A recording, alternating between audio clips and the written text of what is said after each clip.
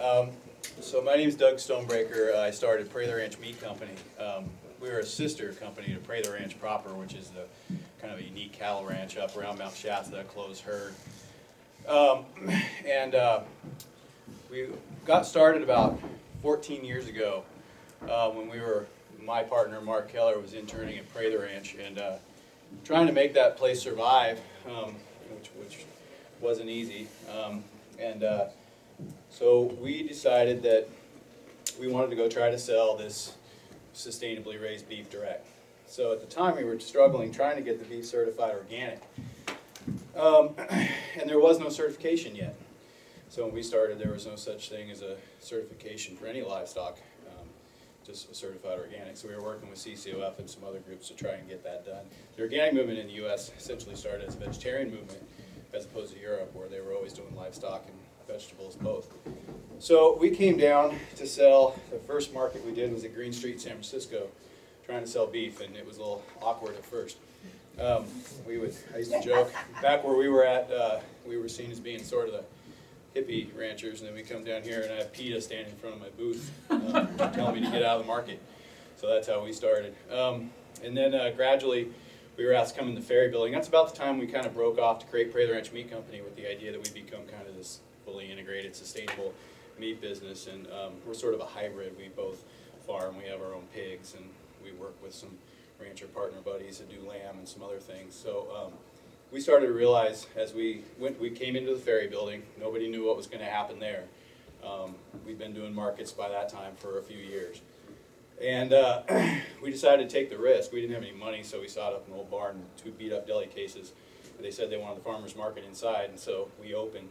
And there was nobody there, and we were sort of scared to death. But as time went on, our customers came in from the markets, and we had a hay bale with a saddle on it, and all the kids wanted to come in and ride the hay bale. And so we gradually just kind of kept putting along, and so we're still there. We just expanded to, and there in the ferry building, we've got an eatery, so we're preparing food there as well. So we realized early on that if we were going to do this, our hearts were in the ranching farming part, but if we were going to make this work, we were going to have to, what we called, integrate backwards and deal with all the dirty work first. So we started asking ourselves questions early on. Where are we going to store this stuff? Where are we going to find USDA storage? How are we going to control some of our processing? Back then, we used to bring it down from the ranch and, we'd put it in my driveway. I used to go out to the farm, pick up my pigs, go to Modesto to get them killed, and then go back to Santa Rosa and rent a table at Hageman's and cut them up, and then go back to the market and then sell out, and then have to do that all over again the next week and still try to run the business and do everything else. So we weren't quite sure. It was doable, but it was not sustainable. So, how are we going to control our processing? How are we going to deal with whole animals? How are we going to get them turned into value-added products that people wanted to buy? All of these things considered, we were really too small to be viable for any of the big guys to work with us to make hot dogs or sausage, not to mention there really wasn't anybody doing any of that stuff without nitrites and chemicals and things like that at that time. And how are we going to create flexible sales pipelines for all this stuff so that we could retain margins, so that we could be viable? The bottom line, the big puzzle is how are we going to basically produce the infrastructure we needed to survive with a small amount of volume, with selling sustainable livestock, and we were still trying to figure that out. So we really couldn't focus on the ranching and farming part as much as we wanted to. We had to take what we could, and we had to go out and try and figure out all these other problems first. So, and now, we're here, and I guess it's been, about 14 years later, where we figured out a lot of those issues, not all of them, we're still working on it.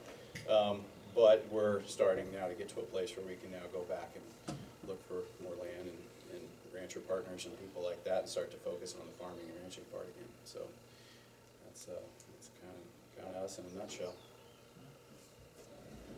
This is the website, Doug. Is there anything you would like us to point out here? This is headquarters where the ranch is up north. Yep. What would you say? The American Eatery is really cool. How many of you have been to the Ferry Plaza and seen the eatery? Doug brought some menus. You just opened it. Yeah, How long December. ago? We got into the American Eatery. We had no desire to be in the restaurant business, just so you know.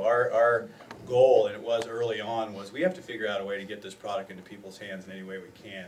And one of the ways to do that was to cook it and prepare it. And because we had this unique opportunity to be in the ferry building and people were walking through, my idea was that I don't really care why you bought that hamburger, if it was because you believed in our mission or because you were hungry. Either way, the ripple effects were supporting our mission, which was to be able to support small, sustainable farmers and to be able to kind of keep this whole thing moving forward. So that's why we got into it. It was a big risk. All these things have been.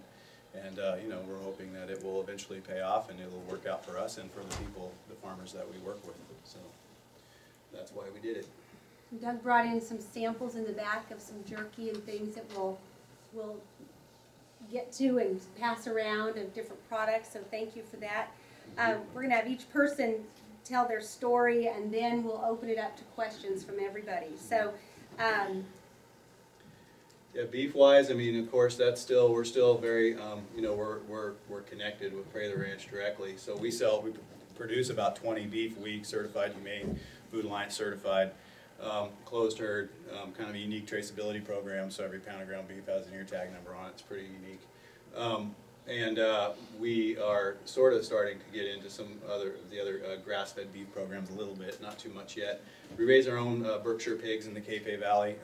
We have a unique large black program that we started, and we actually moved that up to Washington because we had access to good quality barley up there, and we are actually producing the first GMO certified free pigs in the world right now, but not a lot of them yet, and on a very small scale. And then lamb, we tried doing that ourselves in Sonoma for a little while back in the day, and we didn't have enough time to deal with that. We work with Reed Anderson up in the Willamette Valley and have for a long, long time on the lamb program right now. But and bison, well, that's been a love-hate relationship. But we had some great stuff going on with some really cool sustainable bison stuff and doing our own kill. They have a non-aviable species exemption for bison, so we were able to do a kill in the field, and it was really great. And the big conventional guys have just paid a lot of money for it, and they just kind of run us down and taken all that we would have had access to with our little thing. So kind of got wiped out by that, so we're looking at trying to figure that out. So if any of you guys want to raise buffalo in the future, you've got to have some guts. Oh, I see. No. So. Yeah. All right. Well, thank you, Doug. Yep.